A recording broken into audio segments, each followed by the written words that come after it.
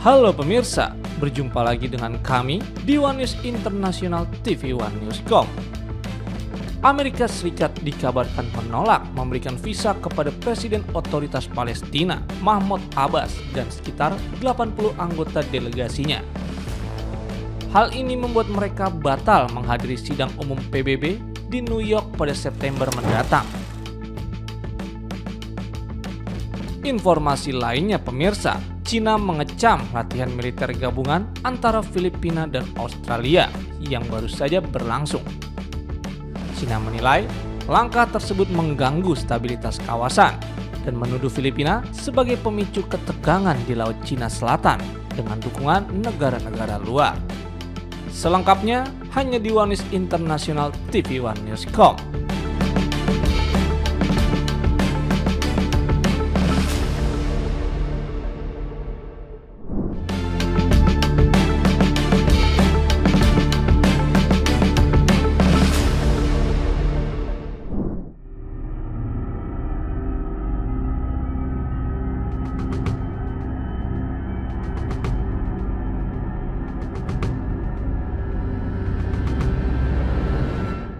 Amerika Serikat melarang Presiden Otoritas Palestina Mahmud Abbas menghadiri sidang umum PBB di New York pada September mendatang.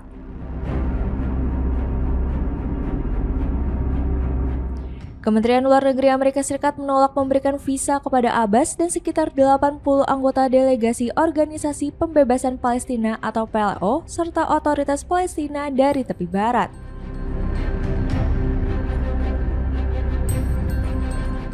Padahal, Abbas dijadwalkan hadir langsung dalam forum tahunan itu sekaligus mengikuti pertemuan tingkat tinggi yang digagas Perancis dan Arab Saudi yang dihadiri oleh Inggris, Kanada, dan Australia.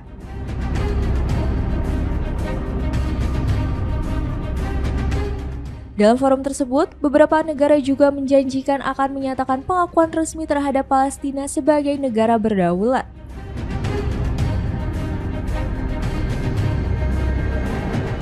Keputusan Amerika Serikat memicu protes dari Palestina yang menyebutnya telah melanggar perjanjian Markas Besar PBB 1947 yang mewajibkan Amerika Serikat selaku tuan rumah membuka akses bagi seluruh diplomat asing ke Markas Besar PBB di New York.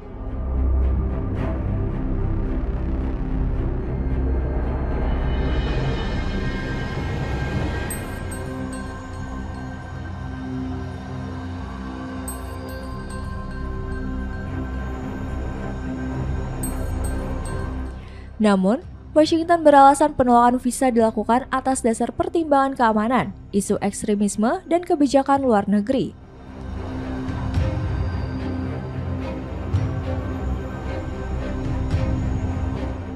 Kemenlu Amerika Serikat juga menuding PLO dan PA gagal menolak ekstremisme serta mendorong pengakuan sepihak negara Palestina.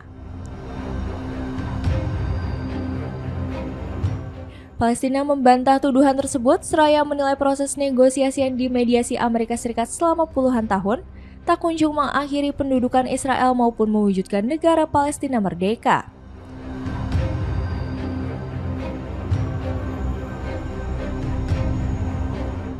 Juru bicara PBB Stephane Dujarric menyatakan pihaknya akan membicarakan persoalan visa itu langsung dengan pemerintah Amerika Serikat.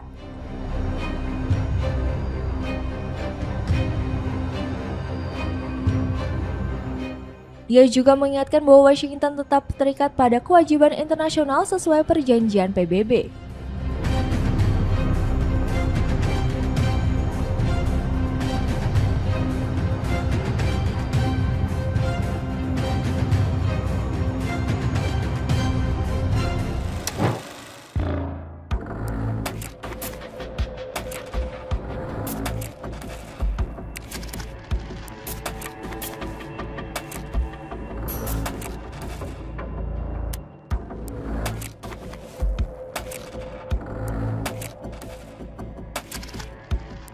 Pengadilan Banding Amerika Serikat yang terbagi memutuskan pada Jumat 29 Agustus bahwa sebagian besar tarif yang diberlakukan oleh Donald Trump dinyatakan ilegal.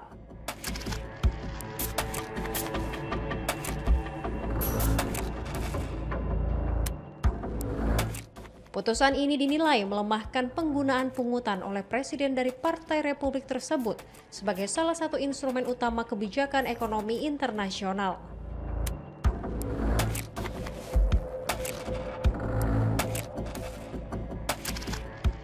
Meskipun demikian, pengadilan memutuskan bahwa tarif masih tetap berlaku hingga 14 Oktober untuk memberi waktu kepada pemerintahan Trump mengajukan banding ke Mahkamah Agung Amerika Serikat.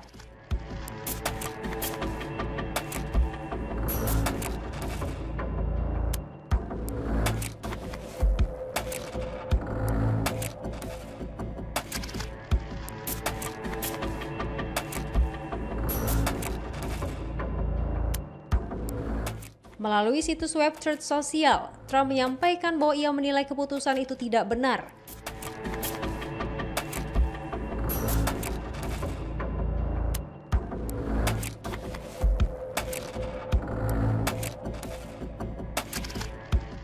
Ia menambahkan bahwa seluruh tarif yang telah diberlakukan masih berlaku.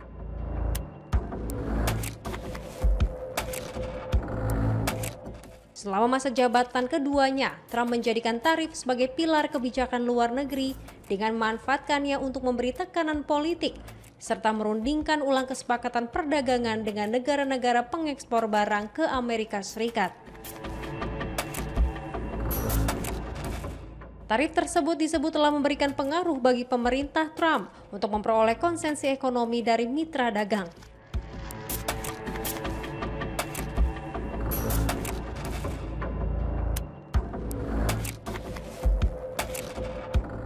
Namun, kebijakan itu juga memicu meningkatnya volatilitas di pasar keuangan.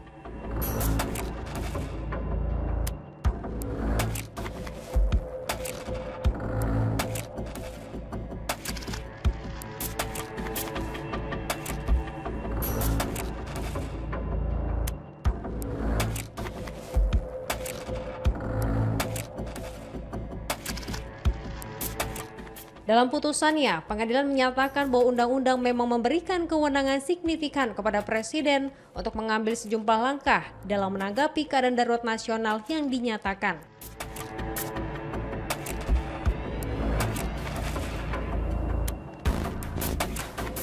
Akan tetapi, kewenangan tersebut tidak secara eksplisit mencangkup hak untuk mengenakan tarif, bea, pajak, atau pungutan sejenisnya.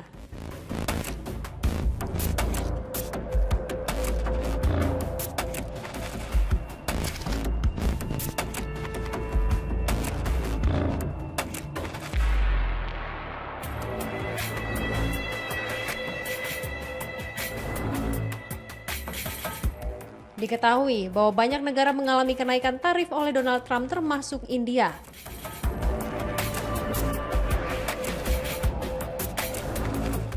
Akibat kebijakan tersebut, para pedagang pakaian di India berupaya mencari pasar alternatif selain Amerika Serikat untuk meredam dampak dari tarif yang dikenakan terhadap impor India oleh Presiden Amerika Serikat tersebut.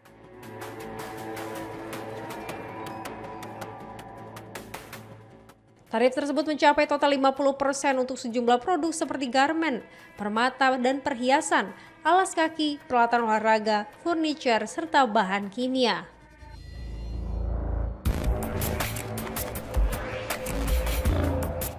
Besaran tarif ini termasuk salah satu yang tertinggi yang pernah diterapkan oleh Amerika Serikat dan setara dengan yang dikenakan terhadap Brazil maupun Tiongkok.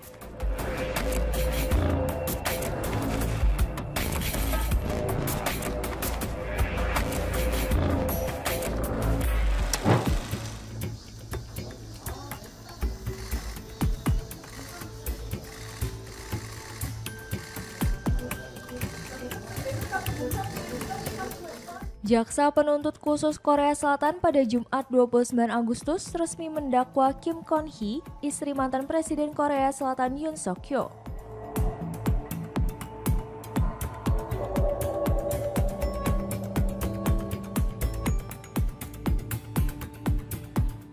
Kim Kon Hee dituduh terlibat dalam kasus suap dan manipulasi saham.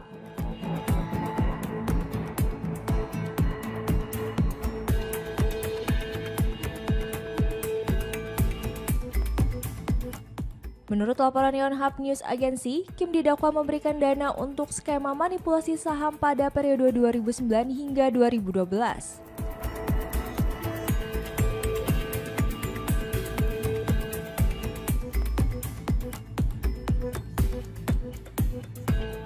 Selain itu, ia juga disebut menerima survei opini publik gratis bersama suaminya menjelang pemilihan presiden 2022.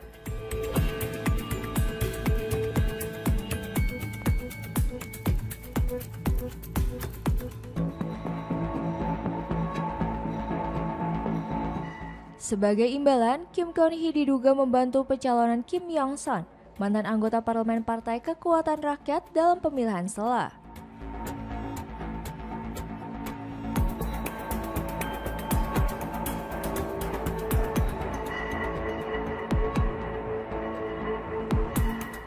Ia juga dicurigai menerima hadiah mewah dari kelompok Unification Crutch melalui seorang dukun pada 2022 sebagai imbalan bantuan bisnis.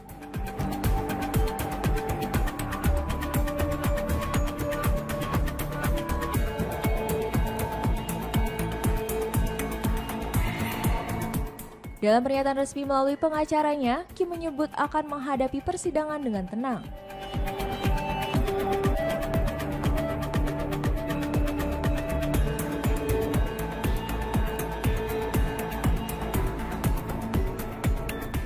Ia mengaku menyesal telah menimbulkan kekhawatiran publik, namun menegaskan sebagian tuduhan tidak sepenuhnya benar.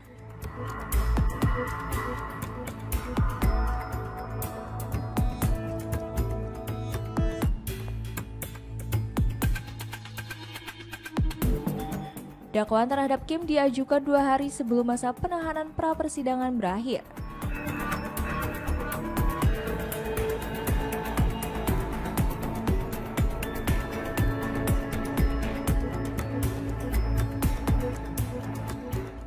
Dengan begitu, ia akan tetap berada dalam tahanan selama 6 bulan ke depan sejak ditahan 12 Agustus 2025.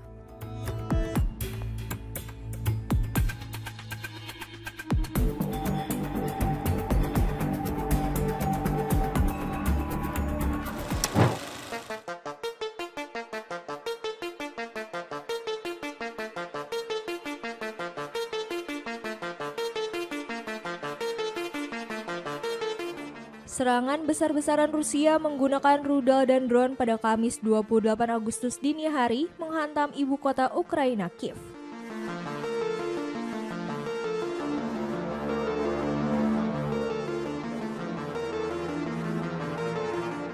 Dilaporkan sedikitnya 15 orang tewas, termasuk 4 anak-anak dan 38 orang lainnya luka-luka.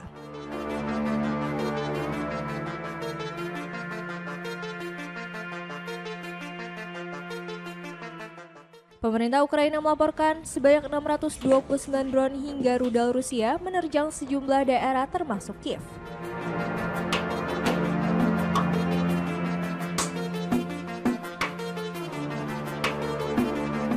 Selain merusak gedung-gedung di 7 distrik kota, dampak serangan itu juga terjadi di kantor delegasi Uni Eropa dan British Council.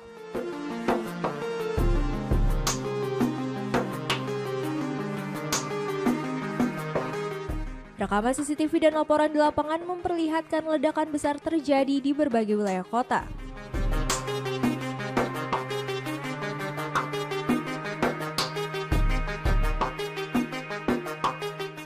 Presiden Ukraina Volodymyr Zelensky mengecam serangan itu sebagai jawaban Rusia terhadap upaya diplomasi internasional untuk mengakhiri perang.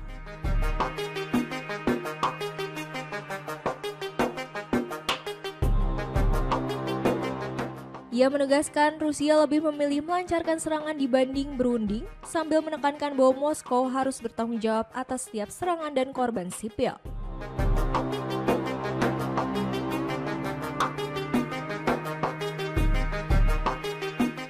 Presiden Komisi Uni Eropa Ursula von der Leyen memastikan staf delegasi Uni Eropa di Kiev dalam keadaan selamat meski gedung mereka rusak.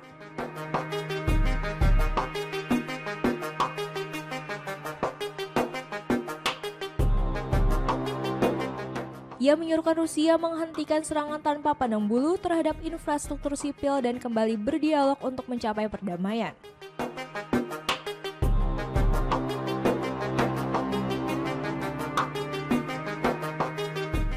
von der Leyen juga menyatakan Uni Eropa akan menyiapkan sanksi baru terhadap Rusia dalam waktu dekat.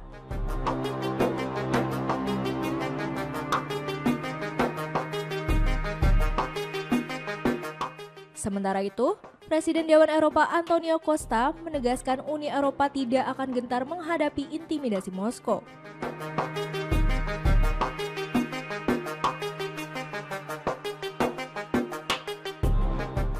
Serangan terbaru yang dilancarkan Rusia disebut sebagai salah satu yang terbesar dalam beberapa bulan terakhir, menandai meningkatnya eskalasi Rusia terhadap wilayah yang jauh dari garis terdepan.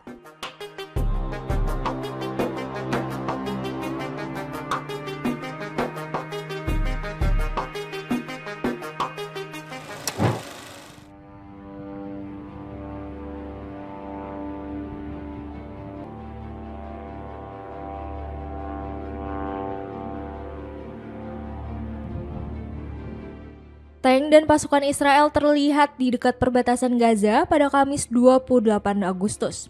Sementara kepulan asap membumbung dari wilayah tersebut. Pesawat tempur dan artileri Israel menghantam kawasan timur dan utara kota Gaza, seiring janji para pemimpin Israel untuk melanjutkan pencaplokan besar-besaran. Militer Israel menyatakan pasukannya kembali beroperasi di Jabalia dalam beberapa hari terakhir untuk menghancurkan terowongan dan memperkuat kendali wilayah. Operasi itu, kata militer, akan memungkinkan perluasan serangan ke area lain serta mencegah Hamas kembali beroperasi. Awal bulan ini, Israel telah menyetujui rencana merebut kota Gaza yang digambarkan sebagai benteng terakhir Hamas. Namun, serangan penuh diperkirakan baru dimulai dalam beberapa pekan ke depan, memberi waktu bagi mediator Mesir dan Qatar untuk mencoba melanjutkan perundingan gencatan senjata.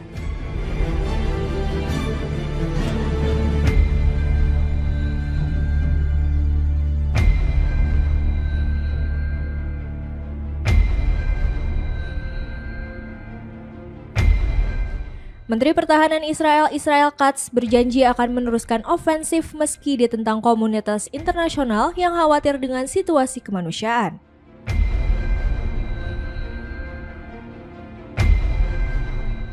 Ia bahkan menyebut kota Gaza akan diratakan jika Hamas tidak menyetujui syarat Israel untuk mengakhiri perang dan membebaskan seluruh sandera.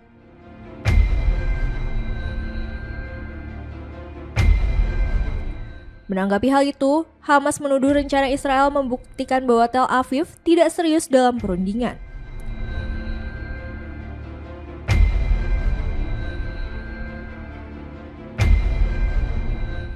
Hamas menegaskan bahwa gencatan senjata merupakan satu-satunya cara untuk membebaskan para sandera dan menyalahkan Perdana Menteri Benjamin Netanyahu atas keselamatan mereka.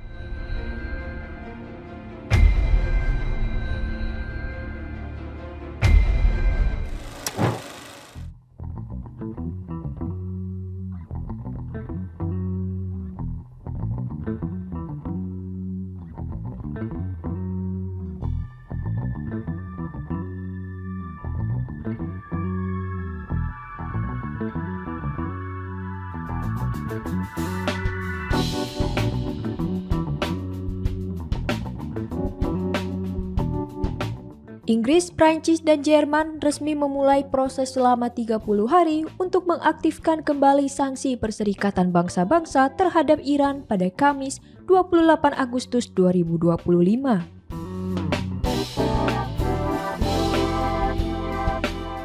Langkah ini diambil menyusul tudingan pelanggaran terhadap Perjanjian Nuklir 2015 yang sebelumnya disepakati antara Iran dan negara lainnya.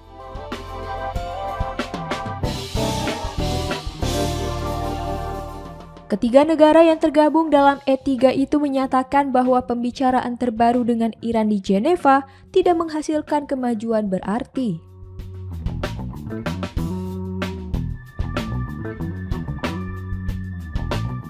Mereka menilai Iran tidak menunjukkan komitmen untuk mencapai kesepakatan baru, terutama setelah serangan Israel dan Amerika Serikat terhadap fasilitas nuklir Iran pada Juni lalu.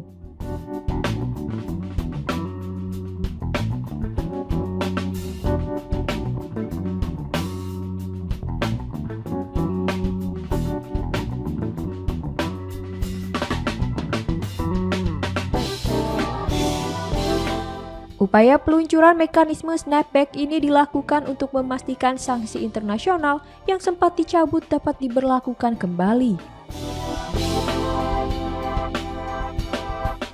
Menanggapi hal ini, seorang pejabat senior Iran menuduh E3 merusak jalur diplomasi dan menegaskan bahwa negaranya tidak akan tunduk pada tekanan Barat.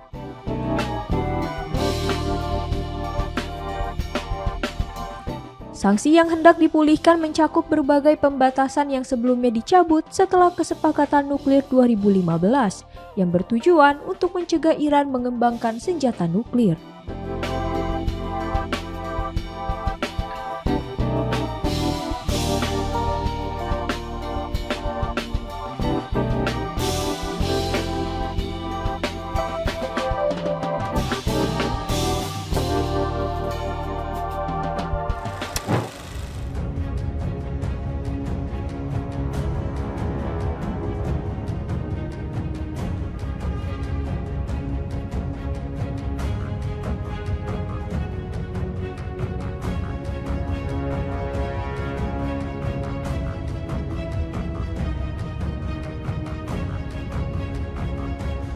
Kementerian Pertahanan Cina menyatakan penolakan terhadap latihan yang telah berlangsung antara Filipina dan Australia.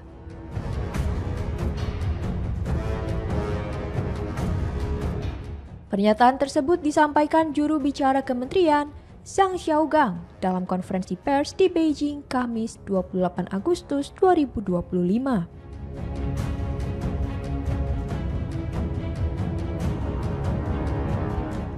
Latihan gabungan ini membuat Zhang menuding Filipina sebagai pihak yang merusak perdamaian di Laut Cina Selatan.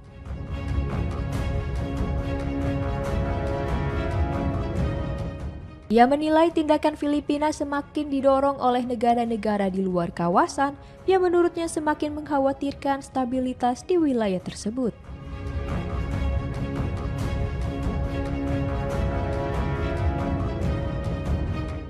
Zhang menegaskan bahwa langkah Cina dalam menjaga kedaulatan wilayah dan hak maritimnya sah secara hukum dan akan terus dilakukan secara tegas.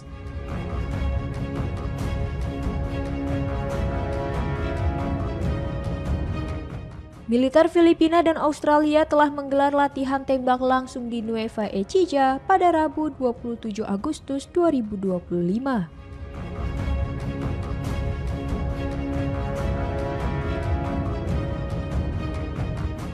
Menurut Filipina dan Australia, hal itu merupakan bagian dari peningkatan kerjasama pertahanan di tengah meningkatnya ketegangan dengan Cina di kawasan Asia Pasifik.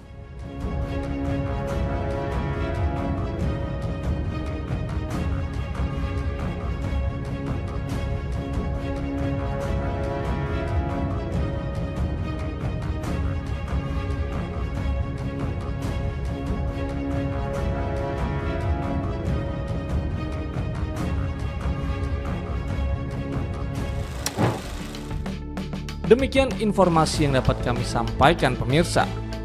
Terima kasih telah bergabung bersama kami. Sampai jumpa di One News Internasional berikutnya setiap pukul 8 malam hanya di kanal YouTube TV One News Com.